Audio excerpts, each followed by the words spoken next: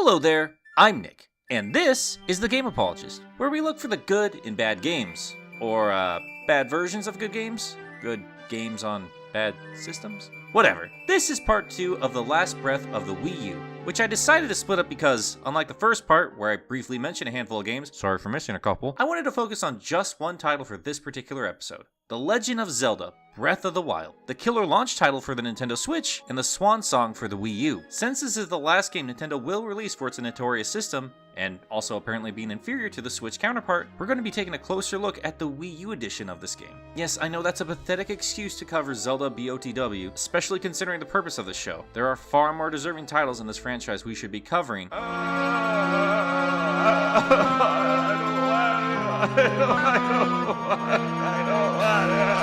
But my flimsy excuse is all I have, and I'm gonna cling on to it like Link clings onto the side of everything. Look, this game consumed a month of my life, and I have to get something productive out of those countless hours. Just let me have this. Alright? Before we go any further, I should probably stress a few things. I'm still new to this YouTube thing and I'm still finding my voice. And if you haven't seen any of the other episodes or haven't caught on to this particular format, I generally lay out the history and negativity in the first half of an episode, and then spend the second half talking about the positive aspects of a game or game-related device or topic. Now, some of you might be thinking, well then why are you bothering to cover this game at all? There's not a single negative thing about it. It's one of the greatest games ever made.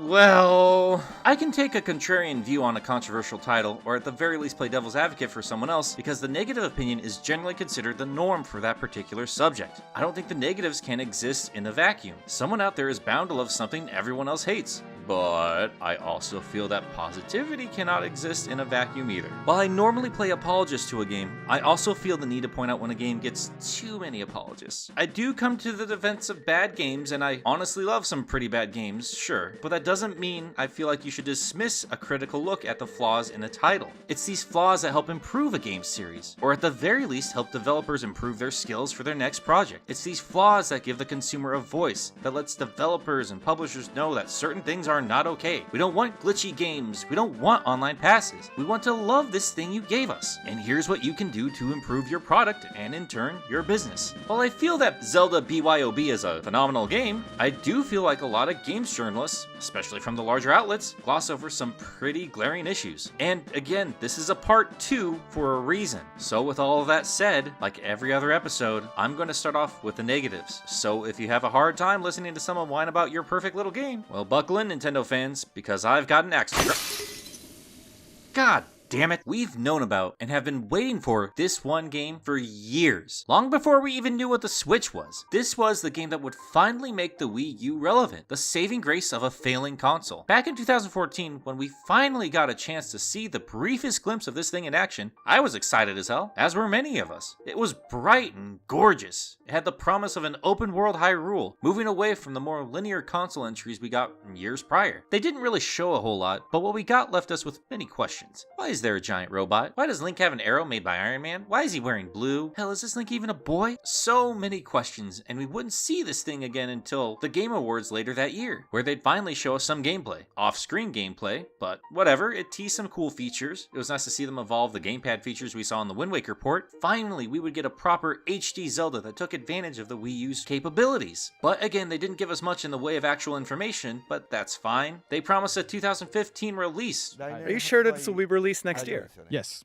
All of the staff members are working together and doing their best. This was December 2014. We wouldn't have that long to wait till March 3rd, 2017. So yeah, we had to wait a little longer than expected. 2015 came and went, and instead of a game release, they showed us more grass. As time went on, Wii U releases slowed down to an embarrassing trickle, giving us little to tide over until the release of this mysterious Zelda U. And as 2016 rolled in, we began wondering if it would even release before the new NX, this mystery machine Nintendo just casually announced in a board meeting. Time rolled on, and Zelda U became Breath of the Wild, and the NX became the Switch. in January of 2017. Yeah, we didn't get an official reveal of this new machine until 2 months before its launch. And suddenly what was once the best reason to buy a Wii U became the best reason to buy a Switch. Yeah, you could buy the game on the machine that it was originally designed for, but come on, why would you do that when you can spend hundreds of dollars on this exciting new toy? Even though it'll be half a year before we give you anything remotely this robust. Doesn't that sound familiar? What was once the most important release for the Wii U became an afterthought. The story was spun to the point that news outlets made it sound like Wii U owners should be grateful we even got this game at all. Yeah, how dare we support Nintendo's stupid machine? And it didn't stop there. Nintendo did everything in its power to get you to associate Zelda with the Switch. All of the marketing for the machine prominently featured Zelda. The release date for the Switch and Zelda were on the exact same day. They made a special edition and a super rare, super valuable Master Edition for the game, but only for the Switch version. But hey, at least both versions would get a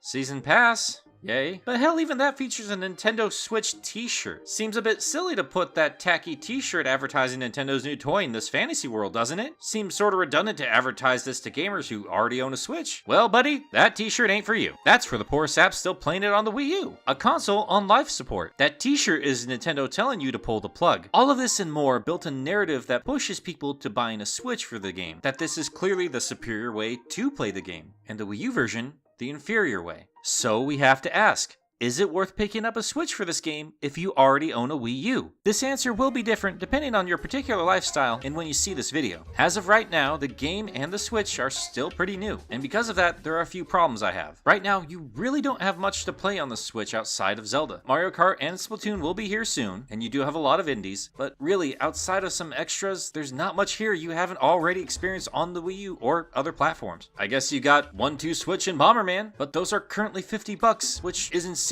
because those are not $50 games. Outside of this crappy launch, all of the Switch accessories are so expensive. You have to spend $70 just to get a controller with decent sized buttons. And the machine itself is a pain in the ass to find currently, because this is Nintendo and low volume releases are just their thing. Besides, launch systems always have annoying hiccups. The Switch is no exception. Wonky left Joy-Cons, dead pixels, docks that leave marks on your machine. Yeah, no thanks. I'll leave that for the early adopters. But really, those are just my personal gripes with the way Nintendo rolls out their supply. What about the actual game? Is there anything that makes the Wii U version of Zelda truly inferior? Honestly, kind of. I've played some of this game on the Switch, and it seems to run fine. It's beautiful, it controls like you'd expect, and the appeal of playing this game anywhere sounds fantastic. I completely understand the appeal of this machine and this version of the game. And outside of taking advantage of the Switch's portability, this version also has some perks on the technical side of things. The Switch version of Zelda has a better resolution and, from what I'm told, a more consistent frame rate than the Wii U version. I'd be lying to you if I said I didn't see some frame rate drops at least 3 separate times near the end of my adventure on the Wii U version. For a vast majority of my time, this was not an issue in any noticeable way, but it did happen, so there you go. If you haven't played this game yet, Nintendo did just patch both versions of this game, and from what I've read, it seems to be a noticeable improvement. So really, with that patch, the only real difference is the fact that the Switch version runs at 900p when docked. But that's about it. Despite what you may have heard otherwise, Zelda runs great on the Wii U. Maybe it runs at a lower resolution? I can't really tell. This game isn't exactly cutting edge in the graphics department either way. It still plays and runs great on the Wii U, and as far as I can tell, it's practically identical to the Switch counterpart. Outside of those minor things I mentioned anyway, which you're probably not even going to notice unless you're trying to make an excuse to get yourself a Switch. And yes, I've seen the graphic comparison videos, but I'm really not seeing a massive difference here, guys. Oh, but if you pay close attention to the shadows, the grass frame rate drops a little bit, the colors on the models are a little sharper. Shut up, it's the same damn game. If you want it on the go, if you really want to Switch,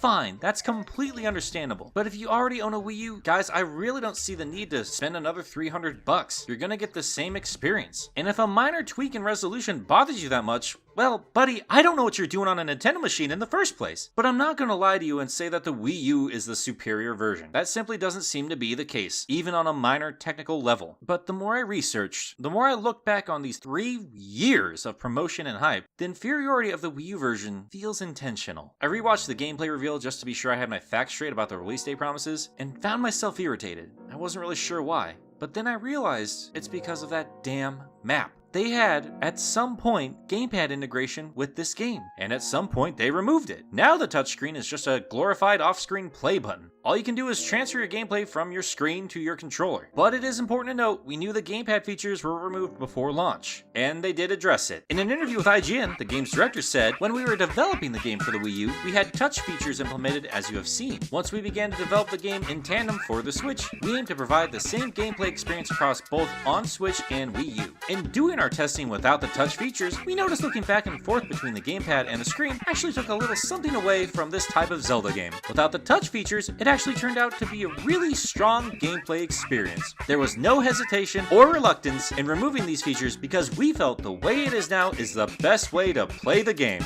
That makes sense. You've only heavily implemented and heavily advertised these features on 4 previous Zelda games, 4 games that are considered masterpieces in their original forms and are now considered the definitive ways to play said masterpieces, largely thanks to the convenience provided by the second screen. In fact, I seem to be having a hard time finding any review complaining about this. All of these games released on systems that have 2 screens. I mean, Nintendo's been using this design since 2006, you know? The DS, the best-selling family of handhelds in all of gaming history, a design so successful they continued to use it in their sequel system and even brought it over to the home console market. Weird how only now, after announcing this game and leaving people in anticipation for nearly the entire existence of the Wii U, only now that the system is considered a failure and a new machine, one that doesn't have 2-screen functionality, do you guys discover it's actually a detriment to the player. How very kind of you. Thank you so much for looking out for us. I don't quite buy it, is what I'm saying. He can't outright say it, but obviously Nintendo did not want the Wii U version to have any discernible advantage over the Switch release. Considering how useful the gamepad was in the other 2 Zelda games on the Wii U, considering how it was clearly originally intended for this game as it was one of the first things they showed off after the reveal, the stupid amount of time you spend in your inventory in the final product that could have easily been mitigated by the gamepad, the ridiculously long delays since the game's reveal, and considering that when it was finally released, how it downplayed the Wii U version in favor for a new system that, I'm gonna be honest with you, feels a little rushed to market. It doesn't take a genius to assume that the Wii U version, the original version, was massively gimped because of the release of the Switch. And yes, I know, Nintendo's a business and blah blah blah blah. That's not the consumer's problem. They still screwed over the fan base that bought a Wii U that waited for years only to be pushed aside and given an inferior product. I'm sure there were more than a few people who bought a Wii U in anticipation for this game alone. Nintendo fans, you could jump to the defense of this multi-billion-dollar corporation all you want, but you're the ones getting screwed over here.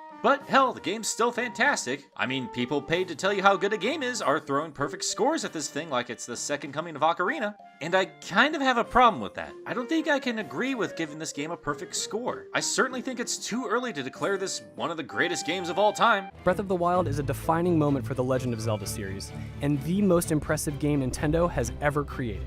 Okay, calm the hell down. I gotta say, I'm somewhat concerned with how dismissive some of these journalists are about some flaws in this game. Yes, I'm sorry, I'm not done bitching yet. Oh boy, I better get my flame shield up for this one. Oh, son of a...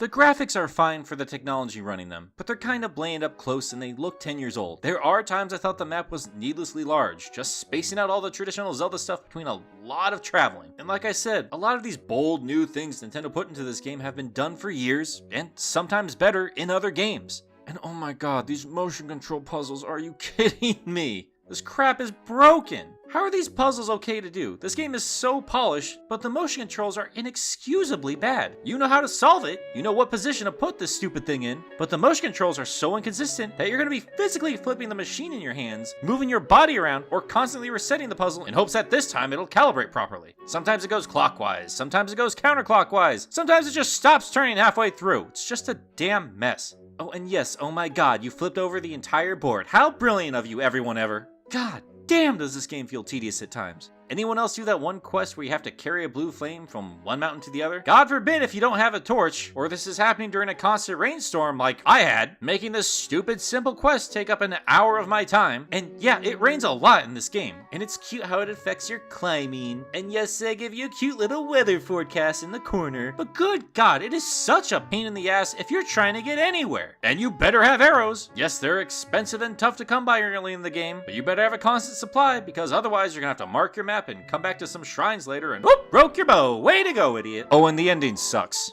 Spoilers. Look, I know it's hard telling a story in a big open world game, but that doesn't mean it's impossible to weave a compelling narrative, even if most of it is optional. And it's not like they didn't have the potential to tell a great story. The premise alone is incredibly compelling. I was genuinely intrigued by this Link waking up after a 100-year stasis. I couldn't wait to uncover more of this mystery and, well, they just kind of tell you everything right before you jump off the Great Plateau. Seriously, even as you uncover memories or defeat dungeons, there really aren't any more plot points or twists to uncover. They do develop these characters a bit, and I appreciate that, but it's just not enough. I mean, hell, I even like these characters. Zelda, Falco, Darunia 2, Jailbait Fish, and hello, what's happening here? Maybe the plot is secondary to the exploration, but they were clearly trying to make you care about these people and their plight. Why else add voice acting? Well, a sprinkling of voice acting. A dash of voice acting. A hint of voice acting. It's so infrequent and it's so bland that it might as well not even be there. I'm just tired of people making excuses for this narrative when Witcher 3 and Red Dead exist. Whether or not you find all the plot photos, everything still must converge and come to an end at some point. You still have plenty of chances to tell a grand tale. There are more detailed open worlds with better characters and a wider variety of things to do. Better side quests with better stories that lead to greater, or at least more diverse rewards. Oh shoot, I wonder what oh yay, another spirit orb, or a rupee, or a sword that's gonna break in 3 minutes. These weapons are so damn fragile. This sword has been sitting here for 100 years just fine. Why can't I get more than a couple smacks in against a big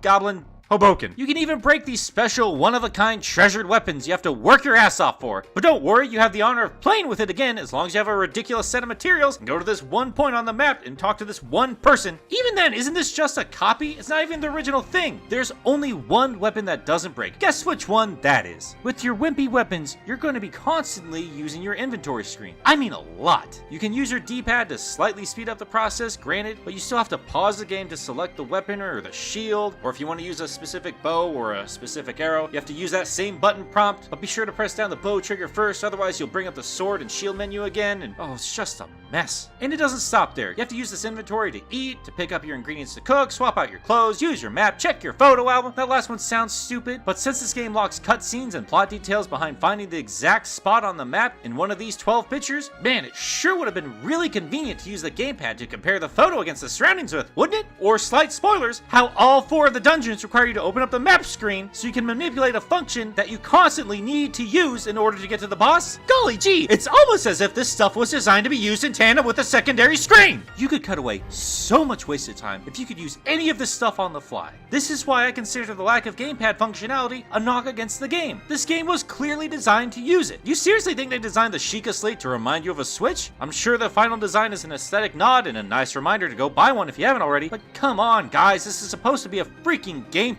The Slate was clearly designed to act as a second screen for the gamepad, and god damn, how immersive would that little gimmick have been? I know plenty of you are gonna feel like that's not fair, that I shouldn't bitch about the lack of features when the rest of the game is so well made, but that's not the point. My point is that there is so much missed potential here, both in the game and with the system it was originally created for. This game was robbed of anything that gave the Wii U any sense of identity. The Switch is awesome, and I'm glad it's here. While I feel it is basically the final evolution of the Wii U, that doesn't mean the Wii U doesn't have qualities that make it a worthwhile system on its own. Sure, it's basically an oversized DS, you have to keep connected with your television, but there were still fun and unique methods of gameplay that you couldn't find anywhere else thanks to this oddball design. Nintendo has made plenty of questionable choices with hardware designs, and I won't argue that it feels like it's trying too hard at times, but you can't argue that their games tend to bring out the very best of these crazy machines. We clearly had a game that evolved the little ideas they tease us with in the Wind Waker and Twilight Princess ports. Great games that were made even better thanks to this machine. Breath of the Wild could have been, should have been,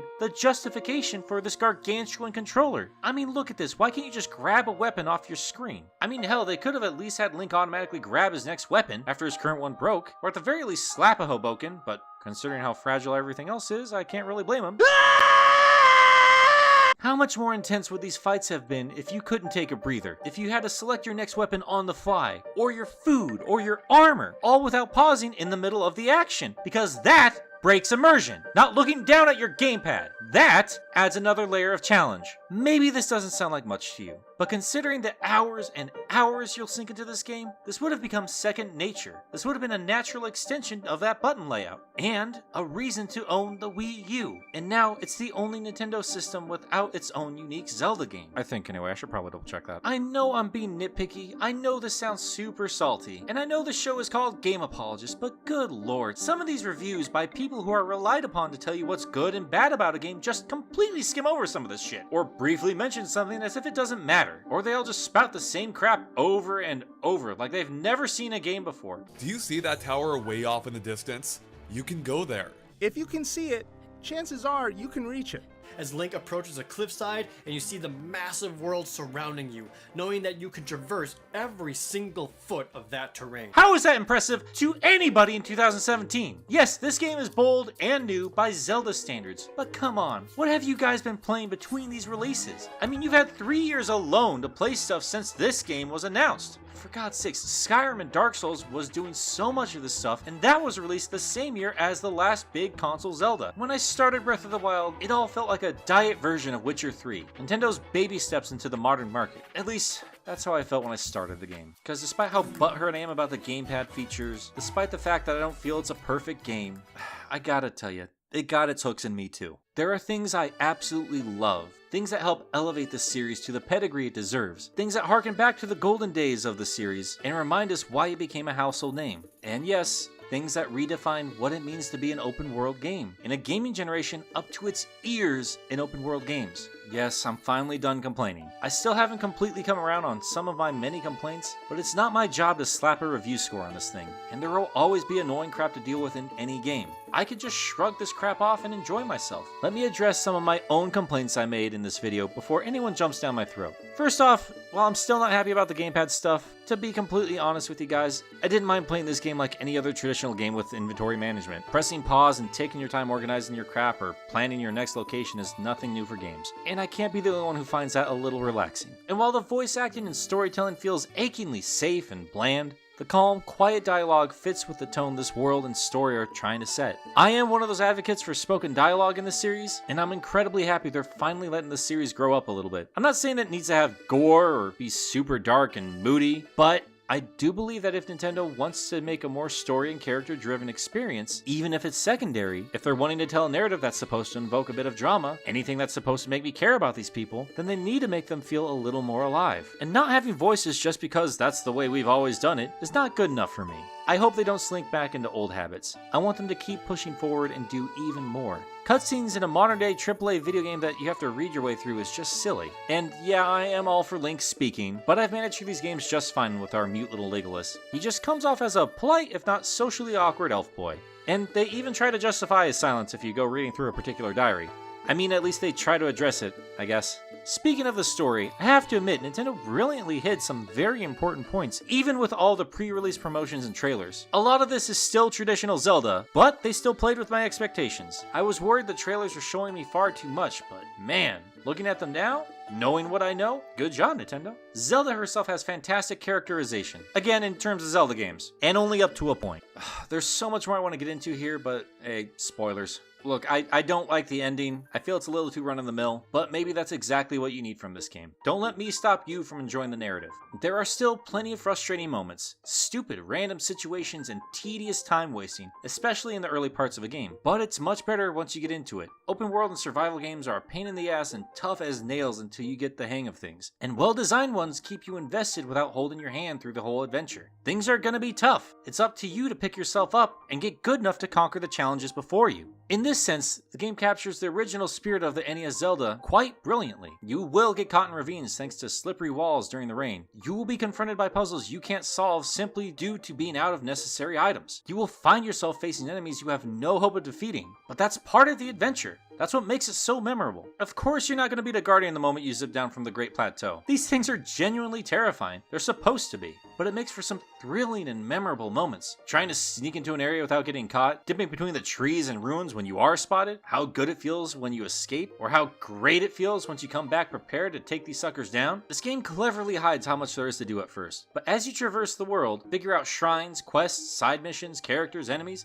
you see just how much there is to do, and how you can use this world to your advantage. advantage despite how hard it tries to kill you at times. And considering how vast Hyrule is, well, there's plenty of challenge waiting for you. Seriously, this map is huge, and there are times you will feel it's too damn big, but honestly, when I'm not trying to rush things, I really love it. I remember being a kid when 3D console gaming was still coming into its own, and thinking to myself, man, I just want a game that will let me run around in a field. Wasn't exactly sure why, but probably because that feels great in real life. You one of those people that just needs to be around trees, that loves to go camping? Hell, are you ever driving through a big expanse of land and just have a crazy strong desire to just pull over and run around in a field? Do you love how the sun feels on your face, or wind rushing through your hair, or that peaceful, calming silence despite the constant sound of birds, bugs, rustling grass, and trees? Are you one of those people that just enjoys being out in the middle of nature and just existing? This game is basically that. Breath of the Wild is a wonderfully fitting name, and the somber story it tells fits perfectly with this world that's clearly been lived in, but long reclaimed by nature.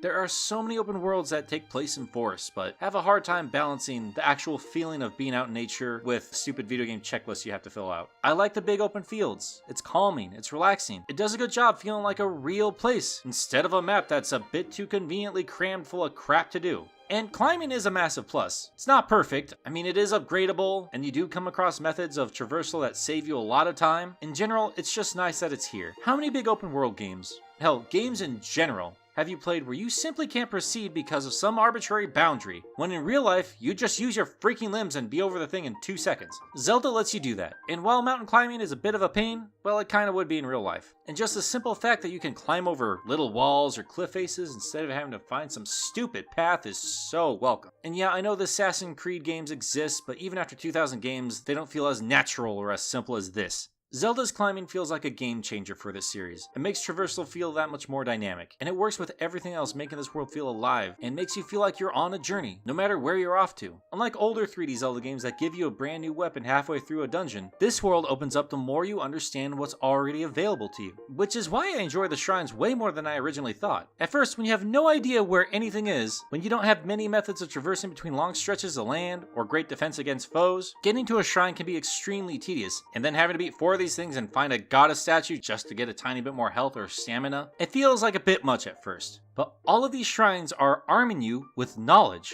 You have everything you need to solve whatever puzzle lays before you. Unless it involves arrows. I've left shrines early simply because I had no idea how to solve a puzzle, only to come back after plenty of other adventures only to realize that there were simple solutions that could have been solved in 2 seconds if I had just been a little more creative.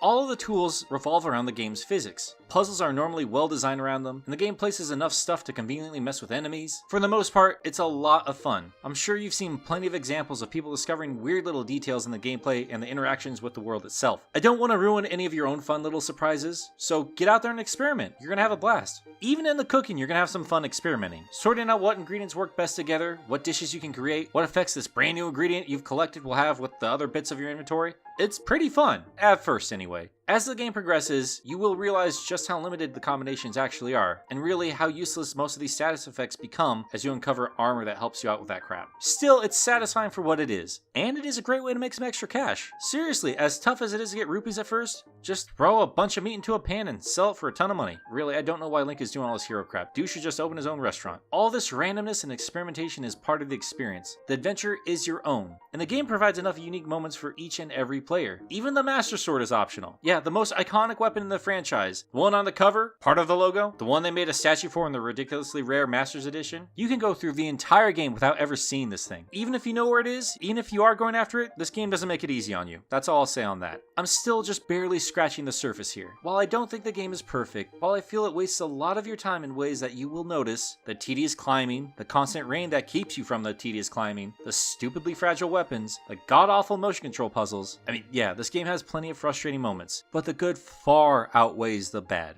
And really, the bad is just tiny nitpicking, really. I think the game mostly does a good job justifying its frustrations. And despite being an open world game, it's still brilliantly designed like any good Zelda game by opening up more of the game as your knowledge expands. And there's a great amount of variety throughout the entire game, which is fantastic considering how long you can spend playing it. You'll find new and interesting things to do from the start on the Great Plateau all the way to the end at Lothric Castle. Or, Hyrule. Hyrule Castle. Jokes aside, it is obvious that Zelda has learned a lot from the great games of today. You'll see a lot of Skyrim in this, Witcher 3, The Witness, Dark Souls, and it mixes in all the stuff so brilliantly. And all these little flaws, like I said up front, just make me excited to see what comes next in this series. But regardless of what comes next, regardless of what I'm comparing it to, it's good to see the granddaddy of so many games and game genres take the reins once again and show the world how it's done. It's so strange, isn't it? In a generation that deemed this machine a failure, a machine inferior to the competition, in a market where game publishers throw countless open world games onto every other platform except Nintendo's Wii U, somehow, despite all of this, one of the greatest open world games of this generation is on the Wii U. With its last breath, it gets the last laugh. Now, I'm not going to tell you to run out and pick up an unsupported system, but if you don't have one, and you do find one for a decent price with a stack of games, I don't think you're going to be disappointed. I'm not going to tell you that the Wii U is a smarter purchase than the Switch. I know this video makes it sound like I dislike that new machine, but I really don't. It looks really cool, and I fully intend to get one eventually. Trust me, if they ever make a green one, I'm going to be all over that. I'm just not ready to put my Wii U out to pasture quite yet. It doesn't feel right to toss it aside because Nintendo is dangling a shiny new toy in front of our faces. It made the best of a bad situation and gave us some incredible games through its entire lifetime. We already went over what went wrong. We won't waste our time speculating what could have saved it, because hindsight won't save it now. And yeah, maybe dissecting the mistakes can help the Switch avoid the same fate, but I just wanted to celebrate everything it did right. And the Switch is already benefiting from that with one hell of a launch title. Despite my complaints, isn't it kind of amazing that the Wii U gave us arguably its best game at the very end of its life cycle? I started off my time with this machine on the bright, colorful seas of Wind Waker. It seems only fitting that my last grand adventure with the Wii U comes in the quiet and somber Breath of the Wild. And yeah, I've already beaten the main story, but I'm not going to rush this last romp with this little machine. Despite my gripes, despite my complaining, this is still one hell of a great game. And one last reminder that the Wii U, despite its obvious failure, was willing to give us its all right until the end.